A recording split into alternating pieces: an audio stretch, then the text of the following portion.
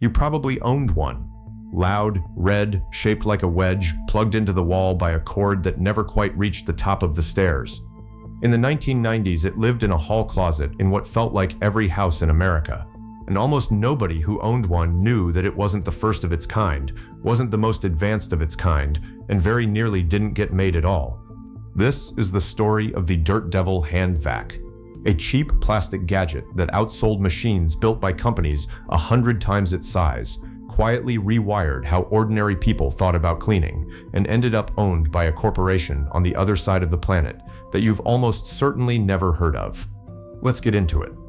To understand the red vacuum, you have to go back a lot further than the 90s, all the way to 1905, to Cleveland, Ohio, and a small manufacturer called the P.A. Geyer Company.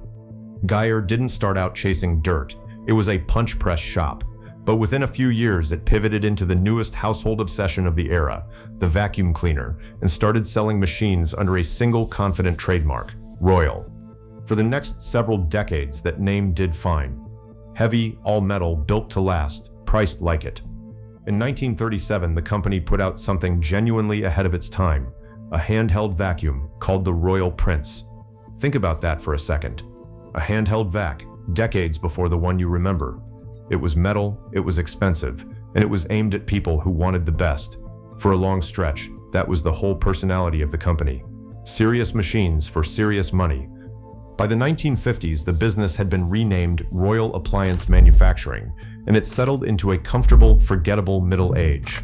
Good products, no buzz, the kind of brand your grandparents trusted and your generation had never heard of. Which is exactly the position a company is in right before it either disappears or does something reckless. Here's the part most people get backwards. Dirt Devil did not invent the handheld vacuum. It didn't even invent the modern handheld vacuum. That honor goes to a competitor.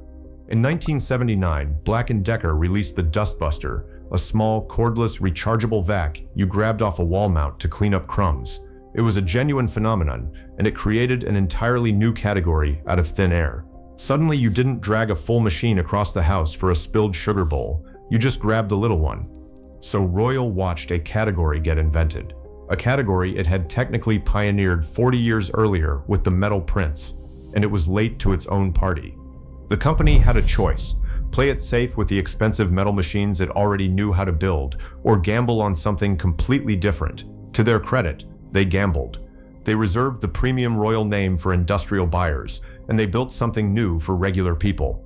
Cheaper, lighter, plastic.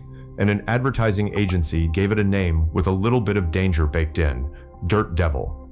The brand name showed up in 1981, but the machine everyone actually remembers, the wedge-shaped Devil Red Hand Vac, launched in 1984. And here's the design decision that looks small and turned out to be everything. They kept the cord.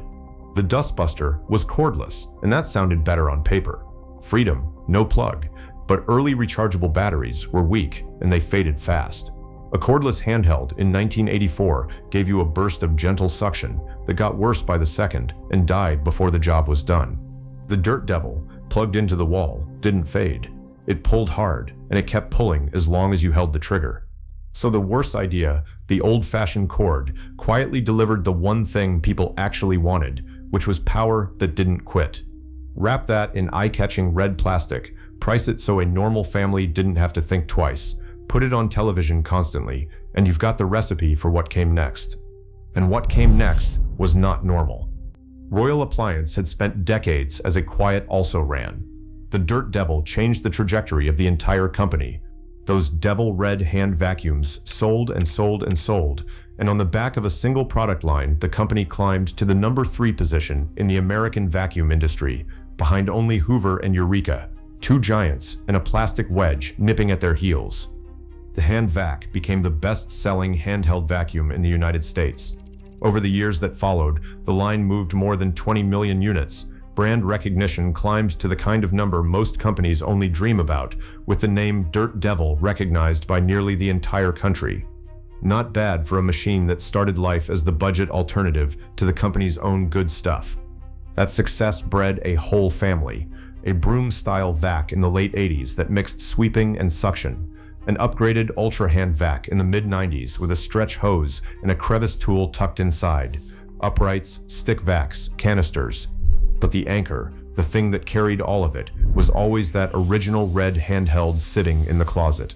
Here's why this matters beyond nostalgia. The Dirt Devil is a case study in something that happens over and over in the world of stuff we buy. The company that invents a category rarely wins it. The company that wins is usually the one that takes the invention, strips out the price, cranks up the marketing, and makes it something a regular person grabs without a second thought. The Dustbuster made the handheld exist. The Dirt Devil made it a habit. And that habit is the real legacy here. Before these things, cleaning up a small mess meant committing to a core, hauling out the big machine, finding an outlet, the whole production. The grab-and-go handheld quietly killed that friction. It made the quick, 30-second cleanup a normal part of how people kept a home. The tool that lives on a shelf and gets used the second something spills, that idea went mainstream on the back of a red plastic wedge. We take it completely for granted now, but somebody had to make it ordinary. And if you're buying a vacuum today, or trying to make the one you already own last, my vacuum buying and maintenance guide is linked in the description, and it'll save you a lot of money. So here's where the story gets strange, and where it connects to something bigger. If you went looking for the Dirt Devil today expecting to find a proud Ohio company, you'd be disappointed. Because in 2002, Royal Appliance was quietly bought for around $105 million by a firm headquartered in Hong Kong called Tektronic Industries. Most people have never heard the name. You might know it better by its initials, TTI. And TTI didn't stop at Dirt Devil. A few years later, in 2007, it acquired Hoover, yes, that Hoover, the #1 name in the whole story, and folded it together with Dirt Devil and Royal into a single operation. One company now quietly holding brands that spent the entire 20th century pretending to be rivals, the scrappy red underdog and the giant it was chasing. Same parent, same corporate roof.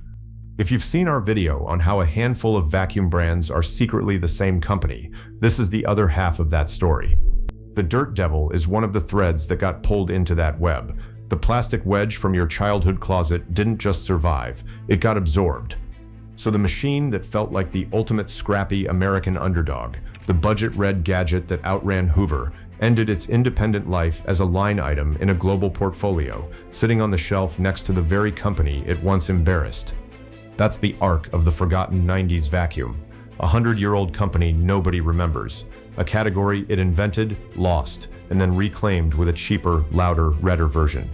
A design compromise, the humble cord, that turned out to be the whole advantage. More than 20 million units.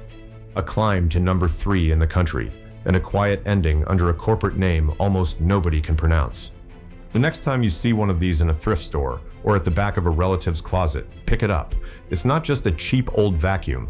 It's the machine that taught an entire country to clean in 30-second bursts, and then vanished into the same conglomerate as everything it beat. And before you spend a cent on your next vacuum, grab my buying and maintenance guide down in the description, because it's the exact checklist I'd use. The link is in the description. Thanks for watching, and I'll see you in the next one.